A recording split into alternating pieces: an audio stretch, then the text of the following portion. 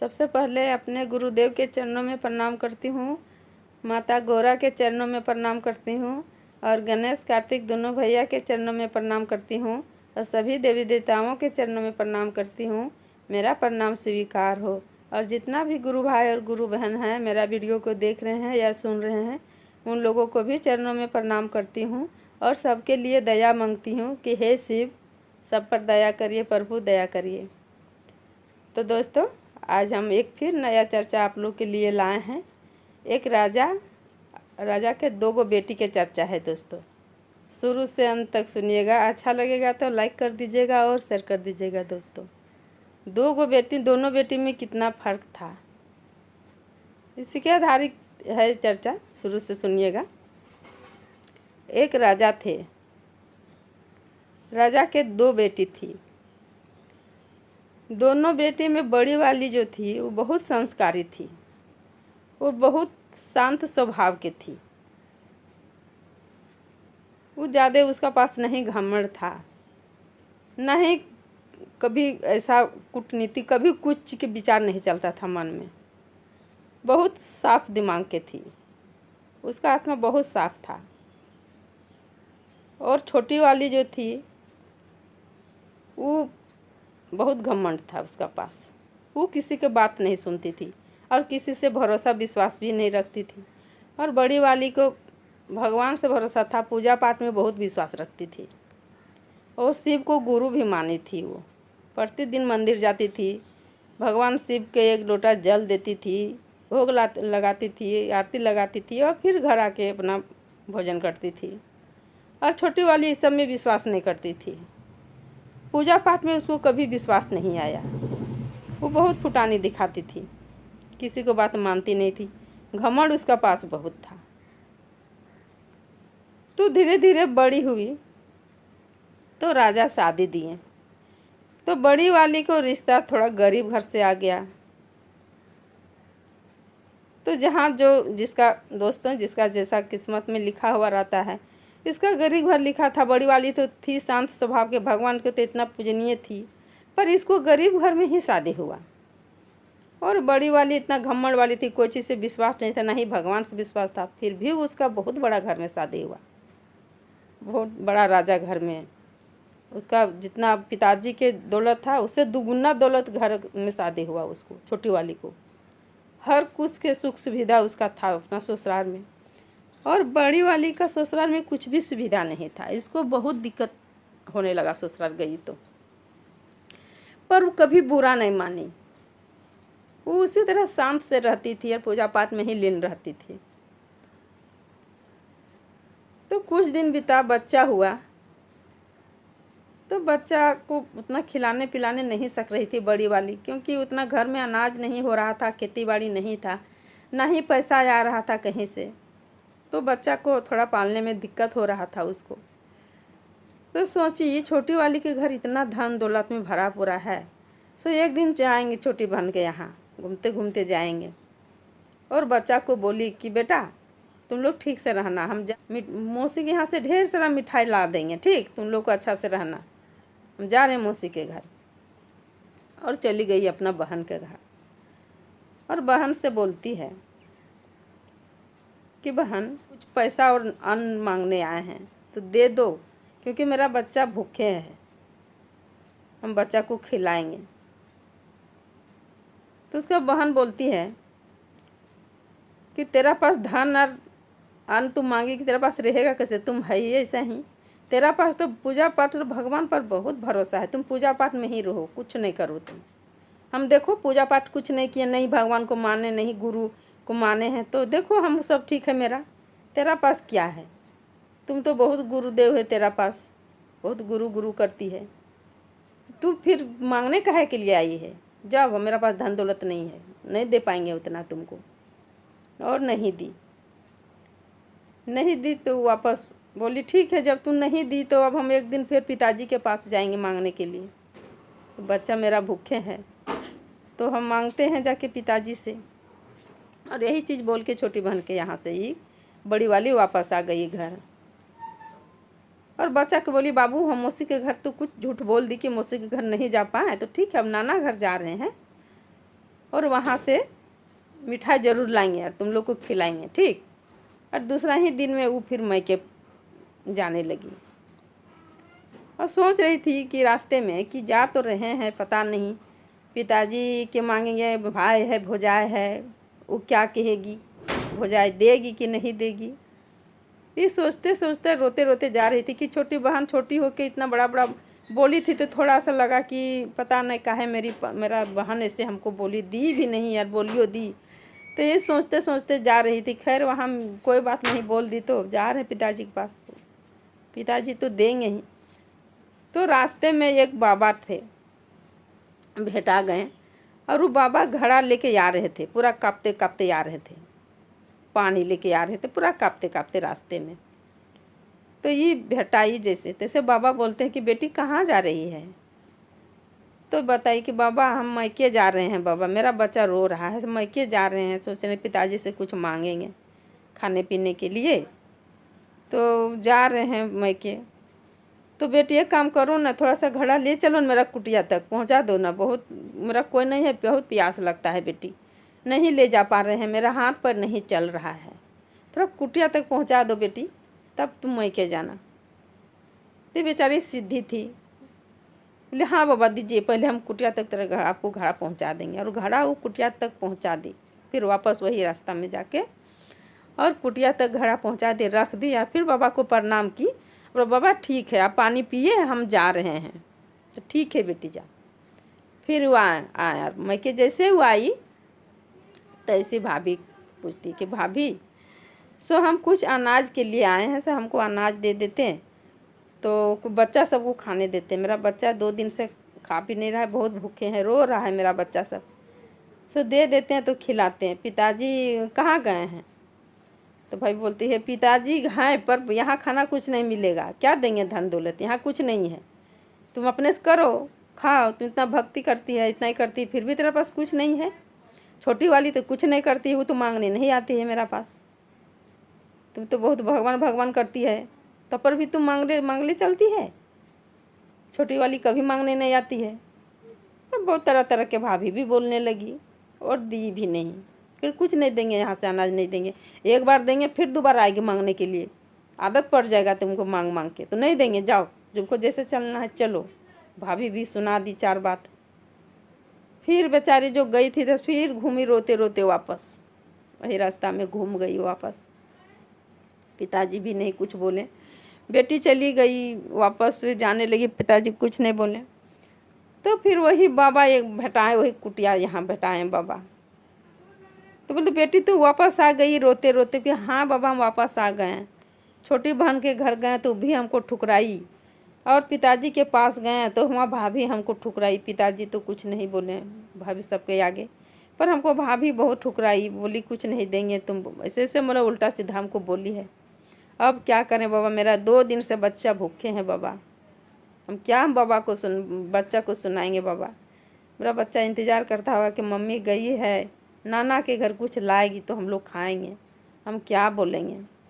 तब बाबा कहते हैं कि बेटी चुप रहो, बेटी रो मत, जाओ घर अंदर में घड़ा होगा, देखो बहुत सारा घड़ा रखा हुआ है, जाओ अंदर कुटिया में। तो सही में जाके जब अंदर घुस के देखती है तो बहुत सारा घड़ा रखा हुआ है। बाबा बोले जो घड़ा तुमको मन लगे तुम वो घड़ा उठा के जाओ, ले जाओ अपना घर, मिठाई मिलेगा, तुम बच्चा सबको खिला देना बेटी, जाओ घड़ा उठा के, तेरा बच्चा भूखे होगा, जा बच्चा को खिलाना। और वही घड़ा उठा के आ गई तो अब हाथ पैर धोई धाई, थोड़ा प्रणाम उन्नाम की, उसके बाद खोलती है घड़ा, बच्चा सब मांगने लगा मम्मी दो क्या नाना दिए कह के। तो जब घड़ा खोल के देखती है तो बहुत सारा सोना के सिक्का भरा हुआ है, पूरा सोना के सिक्का भरा हुआ है उसका घड़ा में। तब सोना के सिक्का देखी तो पूरा चम होके रह गई, बोली कि हे भगवान। वो तो समझ गई, भगवान गुरुदेव के प्रणाम की, हे गुरुदेव आप मेरे लिए बहुत दया किए प्रभु, बहुत दया किए। और वही सिक्का से बच्चा को जो मन सो खिलाई, और वही सिक्का से घर बनाई, वही सिक्का से धन दौलत भर ली। छोटी से दुगुना धन हो गया उसका, चौगुना धन कर ली वही सिक्का से। वो सिक्का घड़ा उसको खाली नहीं हो रहा था, इतना घर बनाई, गाड़ी घोड़ा सब कुछ कर ली उस सिक्का से। और वो भी आनंद से खुशी से रहने लगी और भगवान को प्रतिदिन तो पूज ही रही थी और दया मांग ही रही थी, और वही भगवान उसको दया किए।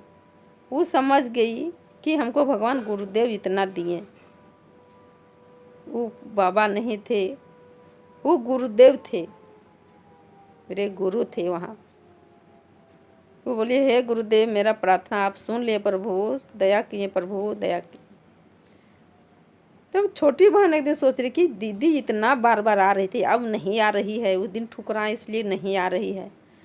चलते हैं एक दिन, अब उसका घर देखते हैं कैसा हाल में वो रह रही है, कैसा हाल में वो अपना बच्चा को रख रही है।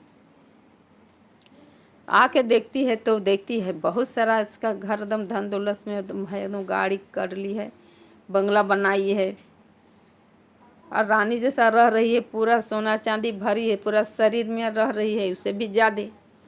तो छोटी वाली देखी तो देखते ही तरा गई, बोली कि अरे ये तो हमसे भी ज़्यादा बन ठन के है, कहाँ से आ गया इसका पास इतना धन।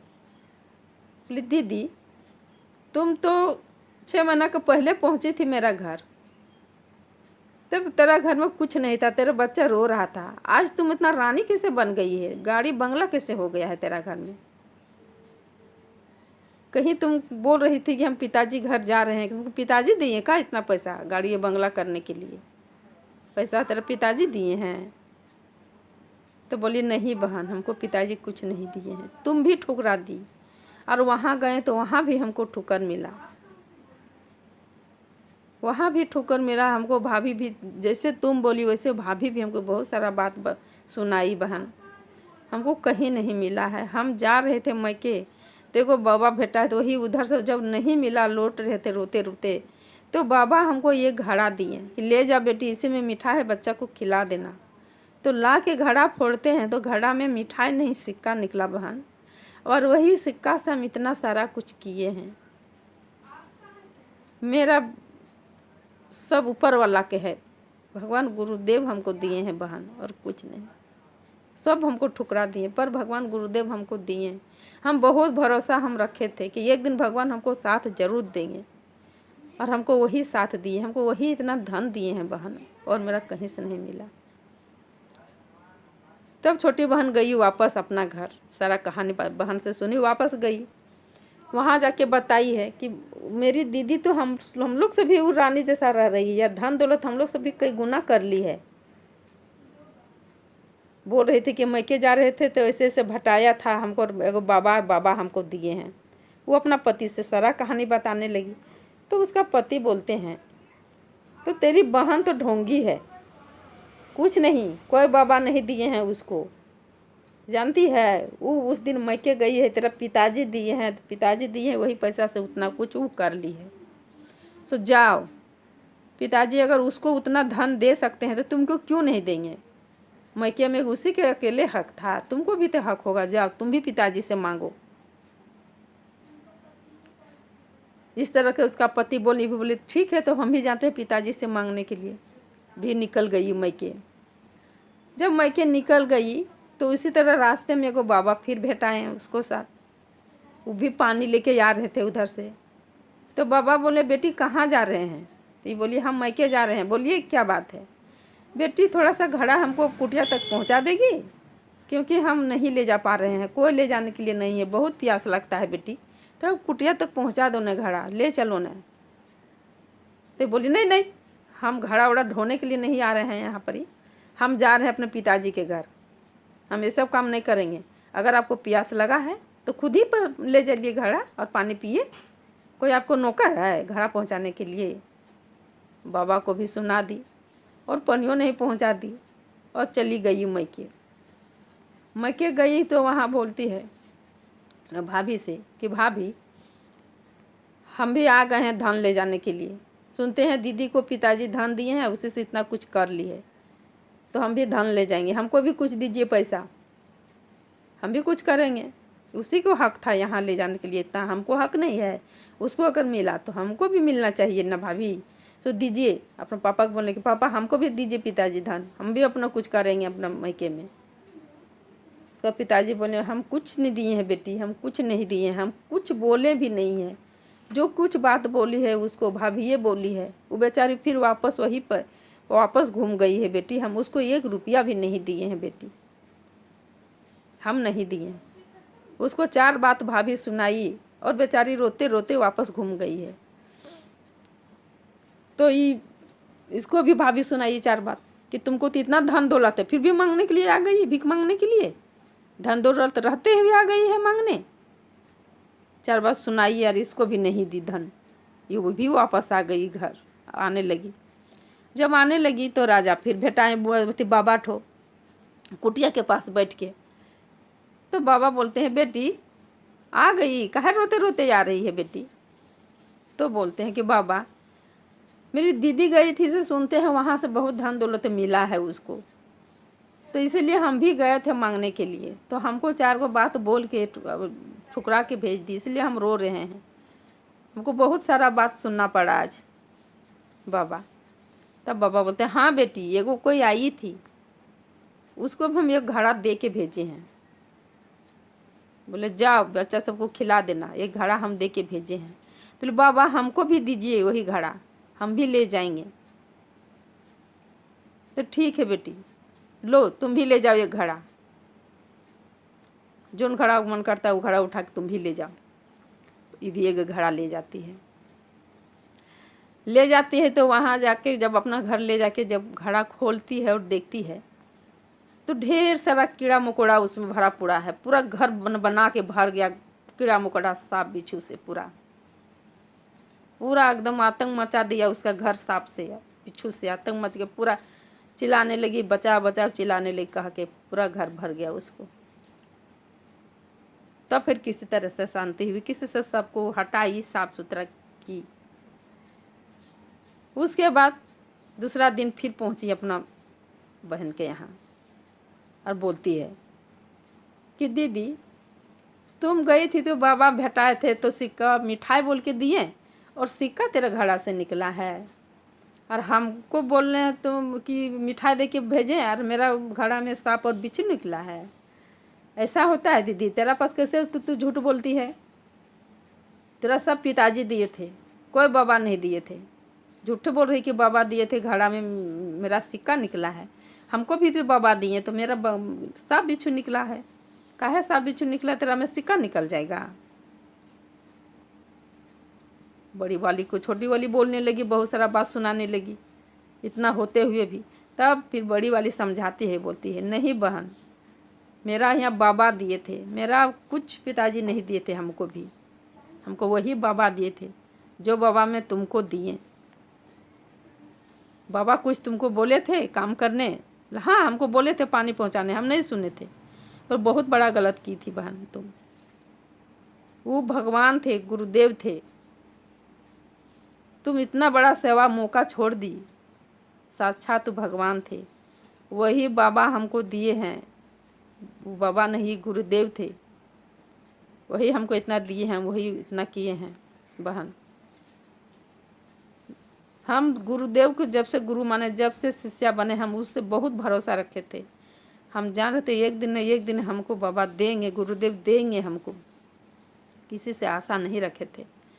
पर मजबूरन हमको मांगने पड़ा था। हमको भगवान ने एक परीक्षा लिए थे, ये परीक्षा लिए दोनों से, मैके से तुमसे भी बात हमको सुनना पड़ा था बहन। अगर हम नहीं तुमसे बात सुनते, फिर नहीं वापस मैके जाते, तो हम फिर बाबा से हमको कभी नहीं साक्षात दर्शन होता।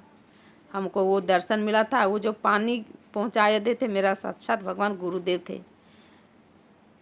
हमको उस दिन गुरुदेव को सेवा करने के मौका भी मिल गया बहन, और धन भी हमको इतना वो दे दिए। तो इसलिए बहन भरोसा विश्वास करो भगवान से भी, ऊपर वाला से भी। माता पिता जन्म देता है, कर्म ऊपर वाला लिखते हैं। इसलिए भगवान से भरोसा करो, और बहन तुम भी शिष्या बन जाओ, भगवान को गुरु मानो, सब वो ठीक करेंगे। बहन बोली ठीक है दीदी, फिर मेरा नाम पर में भी घोषणा करा दो, हम ही भगवान से गुरु मानेंगे। और भगवान को गुरु मानी और जो बड़ी वाली थी वो बता दी कि 3 सूत्र है, पहले में दया, दूसरा में चर्चा और तीसरा में नमः शिवाय करके प्रणाम करना है। पहले से उसका नाम का घोषणा करवा दी, उसके बाद 3 सूत्र बता दी कि पहला में दया मांगना है कि हे शिव, आप मेरे गुरु हैं, हम आपको शिष्य, मुझसे सब पर दया करिए। और दूसरा में चर्चा है बहन, कहीं जाओ, कहीं बैठो उठो, किसी के साथ रहो, भगवान के प्रति कुछ बोलना है, बताना है कि बहन हम गुरु माने हैं शिव को, आप भी गुरु मानिए। और दूसरा में 108 बार नमन करने के लिए बताना है किसी को, और दिन भर में 108 बार खुद भी करना है। अगर 108 बार हो सकता है तो 108 बार करना एक बार में, और तोड़ तोड़ के करना है तो दिन भर कभी भी करो। सांस लेते हुए नमः, छोड़ते हुए शिवाय, ऐसे करना है। अपना बहन को समझा दी और शिष्या बनाई घोषणा करके, और सब दोनों बहन गुरु को शिष्या बन गई, खुशी से रहने लगी, आनंद से। तो दोस्तों आज का चर्चा मेरा यही रहता है। उम्मीद करती हैं कि ये वाला चर्चा आप लोग सुन के बहुत अच्छा लगा होगा। दोस्तों लाइक कर दीजिएगा और कमेंट बॉक्स में हर हर महादेव ज़रूर लिखिएगा। तो सब मिलके बोलिए हर हर महादेव, माता पार्वती की जय।